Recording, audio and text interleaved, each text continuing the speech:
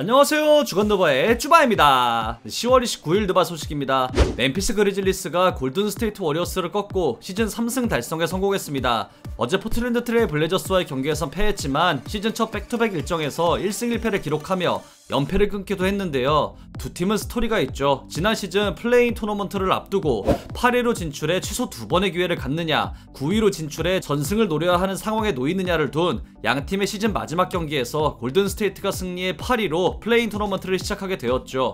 특히 스테픈 커리가 46점을 폭발시켰고 베런 데이비스의 세레모니까지 선보이며 완승을 거뒀지만 정작 가장 중요한 플레이-인 토너먼트 최종전에서는 멤피스가 승리를 거두며 골든스테이트는 플레이오프 진출에 실패하고 말았죠.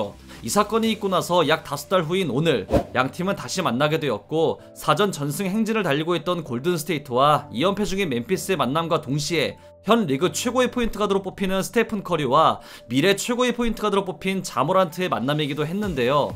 연장까지 가는 접전 끝에 멤피스가 승리를 거두며 모란트가 판정승을 거뒀습니다. 커리가 전반에만 22점을 넣으며 모란트를 압도하는 모습을 보였지만 3쿼터부터 본격적으로 시작된 쇼다운은 체이스 센터를 찾은 팬들은 물론 TV로 경기를 시청한 저희까지 흥분시키는 장면이었고, 결과적으로 멤피스가 승리하긴 했지만 동포지션 최정상에 있는 선후배의 맞대결이었던 만큼 끝까지 집중력을 유지한 두 선수를 포함한 양팀 선수들에게 박수를 보내고 싶은 경기였습니다. 직전 경기에서 17점에 그치며 시즌 초반에 비해 부진한 모란트는 오늘 경기를 통해 3년차 선수 기준 누적 기록에서 직전까지 단 4명에게만 허용되었던 구간에 본인의 이름을 올리게 되었습니다. 초반 5경기에서 좋은 폼을 유지하고 있는 모란트가 31일 강력한 수비팀인 마이애미 히트를 상대로 어떤 활약을 보일지 기대됩니다. 유타 재즈가 조용히 강한 면모를 유지하고 있습니다. 오늘 휴스턴 로켓츠를 만난 유타는 경기 초반부터 리드를 잡았고 무려 7명의 선수가 두 자릿수 득점을 올리는 결과를 만들어내며 손쉬운 승리를 차지했습니다. 개막 후 시즌 4전 전승으로 이 중심에는 루디 고베어가 있었습니다. 팀 내 초장 출전 시간이 27분 59초를 소화한 고베어는 오늘 경기 직전까지 바스켓볼 레퍼런스닷컴을 통한 MVP 후보 순위에서도 당당히 1위에 오르는 기염을 토하고 있습니다. 물론 이 순위가 절대적이진 않지만 시즌 전 경기 더블 기록을 세운 고베어의 기세는 굉장히 매섭습니다. 직전 플레이오프를 통해 일명 외곽 수비 맛집으로 등극해버리며 자존심을 구겼던 고베어인데요. 보다 적극적으로 공격에 가담하며 리그 최고의 빅맨 자리를 넘보고 있는 만큼 31일에 있을 시카고 불스와의 경기에서도 좋은 활약을 기대할 수 있겠습니다. 워싱턴 위저즈가 애틀랜타 호크스를 꺾고 시즌 첫 백투백 일정을 전승으로 끝냈습니다. 무려 주전 4명이 20점 이상을 올린 경기로 그동안 부진했던 에이스 브래들리 빌까지 27점을 올리며 맹활약했는데요. 가장 주목할 선수들은 바로 러셀 웨스트브룩 트레이드로 인해 팀에 합류한 구 레이커스 3인방입니다. 세 선수는 빌과 함께 모두 20점 이상을 올리며 팀 승리를 이끌었는데요. 현재까지의 성적만 놓고 본다면 웨스트브룩 트레이드의 진정한 승자는 워싱턴이 확실해 보입니다. 골 및 득점 창출 능력은 리그 최고라 봐도 무방하며 생애 2번째 올해의 식스맨상을 진지하게 노려볼 몬트레즐 헤럴, 3, 4번 포지션을 오가며 최고의 생산력을 뽑아낼 수 있는 카일 쿠즈마, 전형적인 3&D 자원으로 알짜배기 역할을 해주는 켄타비우스 칼드웰 포프까지 팀이 다니엘 가포드와 스펜서 디니디가 빠졌고 하치무라 루이도 출전하지 못한 상황에 강팀으로 분류되는 애틀랜타를 잡을 수 있던 가장 큰 이유죠. 시즌 시작 전만 해도 워싱턴의 이런 성적을 기대하는 예상은 굉장히 적었던 걸로 기억하는데 조용히 강한 팀의 면모를 보여주고 있네요. 오늘 승리와 함께 4승 1패를 기록하며 쾌조의 시즌 스타트를 끄는 워싱턴은 하루 휴식 후 31일 보스턴 셀틱스를 만나 시즌 5승에 나섭니다. 보스턴 셀틱스가 2연승 뒤 어제 워싱턴 위저즈에 패했죠. 물론 워싱턴이 오늘 경기까지 잡아내며 백투백 일정 전승과 함께 러셀 웨스트브룩 이탈 이후 오히려 좋은 경기력을 선보이고 있습니다만, 이메 우도카 감독은 보스턴 선수단의 집중력 부족을 언급했습니다. 우도카 감독은 집중력 저하 문제가 무려 경기 당일 아침 슈팅 연습 때부터 시작되었는데 이게 그대로 경기까지 이어졌고 결국 패했다고 정리했습니다. 아침 훈련 당시 우도카 감독은 선수들에게 이런 훈련 강도와 집중력이라면 경기에서 질 거라고 했으며 3쿼터 동안 이런 일이 발생했음을 알렸습니다. 베테랑 아로포드 역시 경기 종료 후 경기 전 준비 작업이 철저해야 함을 언급했는데요. 팀은 31일 워싱턴 위저즈를 만나 복수할 기회를 갖게 됩니다.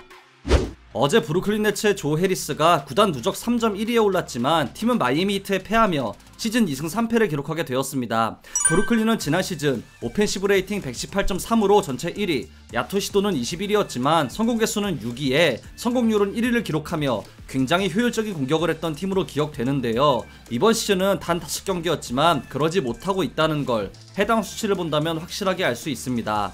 이 중심에는 팀의 공격을 지휘하는 유일한 플레이메이커 제임스 하든의 부진이 공존하고 있는데요. 하든은 ESPN의 옴 영미석과의 인터뷰를 통해 현재 본인은 이전처럼 30점, 40점을 넣을 수 없다고 밝혔습니다.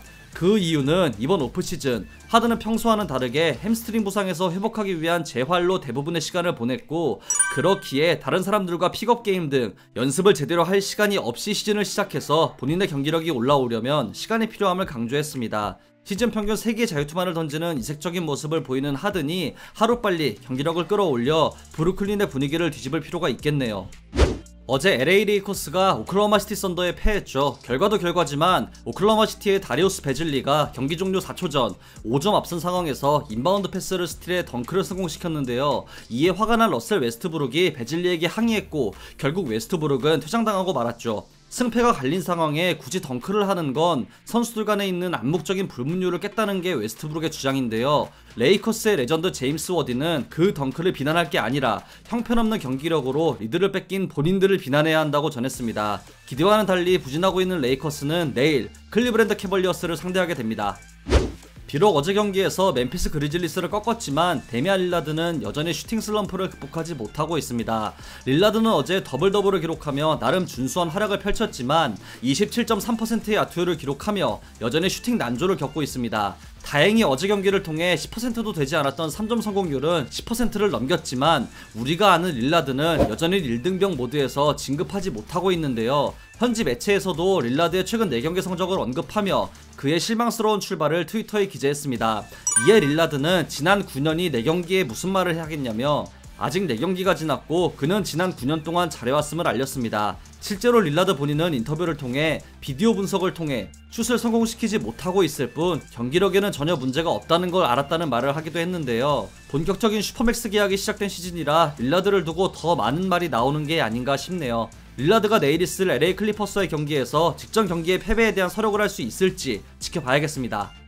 최근 NBA가 75주년을 맞이해 역사상 가장 위대한 75인을 발표했죠. 클레이 탐슨이 본인이 포함되지 않았던 것을 언급하며 화제가 되었고 이로 인해 과거의 선수들이 재조명되기도 했는데요. JJ 레딕은 케빈 러브가 이 명단에 이름을 올린 99% 이상의 파워포워드보다 좋은 선수라고 말했습니다. 이 레딕의 말을 좀 더 자세히 보자면 그는 오스틴 리버스가 밥쿠즈와 경기를 하게 되면 명예의 전당에 오를 거라고 했던 말에 동의하며 50년대부터 70년대에 뛰었던 선수들은 현 NBA 무대에서 뛸 수 없을 거라고 했는데요. 즉 농구는 계속해서 진화해 왔고 지금부터 10년, 20년이 지난 후에 현 시대의 선수들이 더 나았다는 말을 하고 싶지 않고 농구가 항상 발전해 왔기에 그때가 되면 선수들은 지금보다 훨씬 뛰어난 완전히 다른 경기를 할 거라며 이게 바로 농구가 진화하고 작동하고 더 좋아지는 방식이라는 걸 강조했습니다. 여기에 레딕은 과거의 선수들이 그들의 시대에 뛰었던 위대함을 인정하지만 그렇다고 그들의 시대가 현재 시대보다 뛰어나다는 말에는 동의하지 않는다는 의견을 보였고, 물론 오스카 로버트슨이나 제리 웨스트, 빌러셀, 윌트 체인벌린 같은 선수들은 그 시대 상위 10명에 오르는 훌륭한 재능을 갖춘 위대한 선수들이지만 1위부터 450위까지의 재능 차는 천지 차이라고 했습니다. 당연히 스포츠는 진화하고 기술 역시 차원이 다른 발전을 보여왔기에 현 시대에 뛰는 선수들이 더 좋은 환경에서 더 많은 정보를 통해 더욱 훌륭한 경기를 펼친다는 건 당연한 이치이며 이는 그만큼 농구가 발전했다는 말이기에 좋은 현상이라는 걸 말하고 싶었던 것 같네요. 결국 각 선수가 그들의 시대에 무엇을 했는지가 중요하고 그들의 위대함을 존중하면서 현 시대에 뛰고 있는 선수들에게도 같은 존중을 보내며 점점 발전하는 농구 경기를 즐기면 된다는 말로 정리할 수 있겠습니다.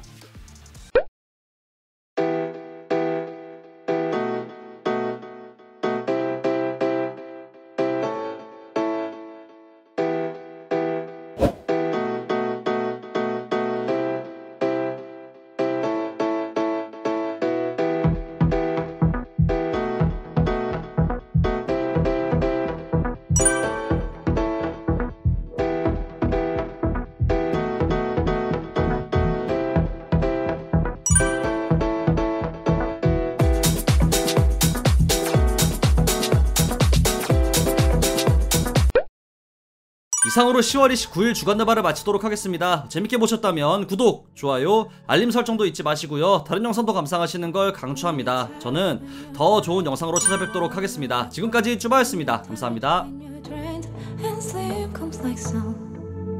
Every single day are the special moments that we shared. I miss you all day. don't know, oh, what should I do? I just hope that all this will just pass by you. Everything's gonna be fine, this the ship is away.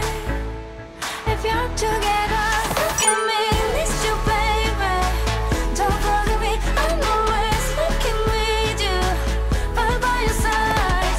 We can't get over this, baby. I'll just take always. You and me, la la la.